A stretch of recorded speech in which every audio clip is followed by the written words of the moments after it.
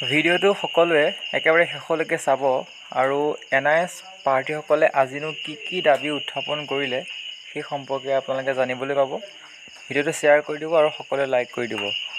অসমকে আদি কৰি আপোনালোকে সকলোৱে গম পায় যে দিল্লী পৰ্যন্ত নিউজৰ যি প্ৰতিবাদ চলি আছে বুলি ক'ব পাৰি, তেওঁলোকৰ চাৰ্টিফিকেটখন ভেলিড কৰিবৰ কাৰণে বা আপকামিং ৰিক্ৰুইটমেণ্টত এডজাষ্ট কৰিবৰ কাৰণে যি প্ৰচেষ্টা হাতত লৈ আছে, আজিও তাৰ এটা ফলশ্ৰুতি দেখা গ'ল। গুৱাহাটী প্ৰেছ ক্লাবত তেওঁলোকে এখন সংবাদমেল আয়োজন কৰিছিলে। গতিকে সকলোৱে চাওক, তেওঁলোকৰ কথাখিনি শুনক, কি কৈছিলে। চাই আপোনালোকৰ মন্তব্যসমূহ দিবলৈ একেবাৰে নাপাহৰিব। আজি নিউজ সম্পৰ্কে আপোনালোক সকলোৰে মন্তব্য বিচাৰিছোঁ। মন্তব্যসমূহ দিয়ক নিউজৰ সম্পৰ্কে।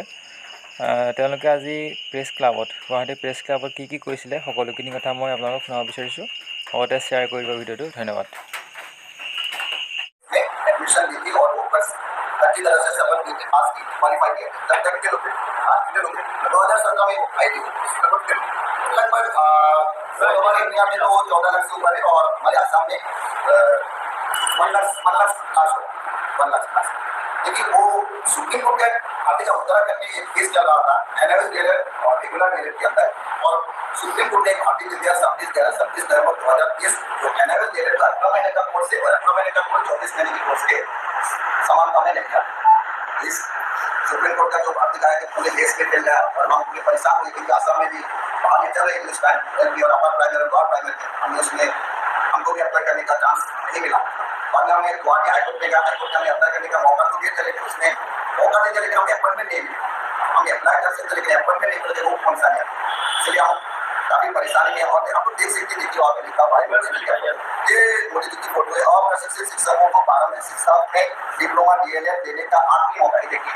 वो प्रधानमंत्री जी का ड्रीम प्रोजेक्ट है, वो कोई ऐसे प्रोजेक्ट नहीं थे। प्रधानमंत्री मोदी जी का ड्रीम प्रोजेक्ट है। देखिए आज प्रधानमंत्री जी का ड्रीम प्रोजेक्ट करके अगर हमारा पैसा हो जाता है हमारा तो क्या, तो हम इसलिए परेशान हुए। हम यही विनती करते हैं हमारे CM जी से, नमस्ते को इस बारे में नमस्ते जी से हमारे संस्था की और कोई टीम में उन्होंने बातचीत की थी, लेकिन सर ने क्या बताया था, हमने बताया था कि वो देख लेंगे वो और एक बात भी बोला था कि वो सुप्रीम कोर्ट का खाते की उसमें हम क्या कर सकते बोला। लेकिन हम हमारे जो CM साहब है हम इससे विनती करते हैं, साहब इस विषय में आप कुछ कीजिए। देखिए वो जो रियलिटी थी वो तो भाजपा के दिन में ही थी। आज भाजपा की सरकार चल रहा है, तो सरकार का हम समर्थन करते हैं, लेकिन हमारा इस विषय में साहब तुरंत आप कुछ कीजिए। हमारे 14 लाख आसाम की बात नहीं करें, पूरे देश में चलाता है नेशनल इशू, तो पूरा 14 लाख बच्चों की भविष्य हम निर्भर करता है हमारा CM को। और हमारा जो बाकी होता है जो उत्तराखंड बिहार वाले वो भी बताते हैं आप आसाम का CM तो बहुत पावरफुल है, आप बात कीजिए उससे।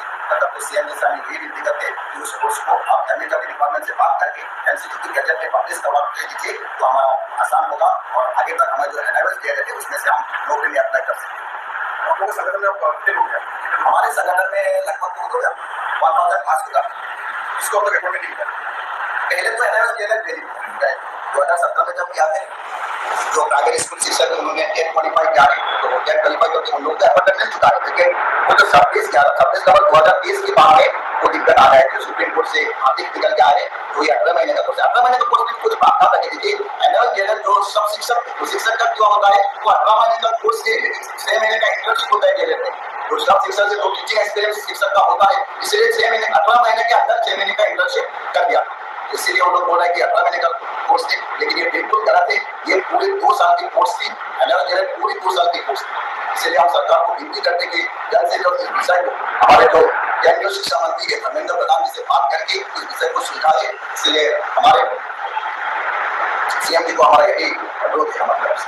स्टार्टिंग दौरान जब इंटर्नशिप हो रहा था, जब वो अपॉइंट किए तब सैलरी को लेकर कोई कंसर्न था क्या सैलरी को लेकर कोई कंसर्न था क्या? सैलरी को लेकर कोई कंसर्न, वो मतलब ये लेकर आए थे, मतलब जो 21 मार्च 2019 तक भारत सरकार की एमएचआरडी डिपार्टमेंट ने मतलब एक प्रोविजन लागू किया था, जो भी अप्रशिक्षित शिक्षक है सब शिक्षक को प्रशिक्षण देना। और प्रशिक्षण उसमें आप सरकारी हो सकता है, बेसरकारी भी हो सकता है, या सरकारी एजेंट सरकारी सहायता प्राप्त स्कूल भी हो सकता है।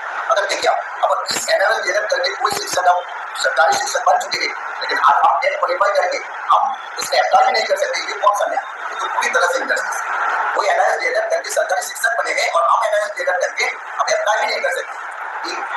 मतलब वो कितने पोस्ट निकल जाएंगे। और 27 दिसंबर 2023 को आसाम में एक वैकेंसी निकल के आई थी, लोअर प्राइमरी और अपर प्राइमरी। लोअर प्राइमरी में 3800 पोस्ट थी और अपर प्राइमरी 1750 तो आसाम की बात कर रहा हूँ, रेगुलर पोस्टिंग। तो उसमें जब हम अप्लाई करने गया तो 2 दिन बाद डीई की तरफ से नोटिफिकेशन जारी कर दिया कि एनआईएस 18 महीने का कोर्स है और इसका आप लोग अप्लाई नहीं कर सकते, आप लोग एलिजिबल नहीं। तो इस वजह से आप थोड़ा परेशान हो चुके हैं, काफी बच्चे ऐसे भी हो रहा है कि क्या करें, मतलब वो सुसाइड करने की भी मैंने सोच रहा है, क्या करने की। इतने गरीब बच्चे हैं, हम लोग इतने कष्ट से तकलीफ से पढ़ाई की और उसमें फीस भी दिया था। देखिए प्राइवेट स्कूल में आप लोग को पता है कितने सैलरी मिलता है, 3,000 4,000 से लेकर 4,000 5,000 तक सैलरी मिलता है, उसमें से फीस देकर डीएलएड करके आज कोई डीएलएड मेरिट बता दे रहा, वो कौन सा न्याय? आप लोग सोचिए कौन सा न्याय? ये डीएलएड लेकर काफी शिक्षक असम में भी अब शिक्षक हो रहा है, शिक्षक पद पे काम कर रहा है, सरकारी नौकरी कर रहा है, लेकिन अब हमारे लिए ये कौन सा न्याय? ये बात आप लोग के माध्यम से मैं हमारे असम के शिक्षा मंत्री और चीफ मिनिस्टर जी को हम विनती करते हैं, इस विषय से सेंट्रल में बात कीजिए और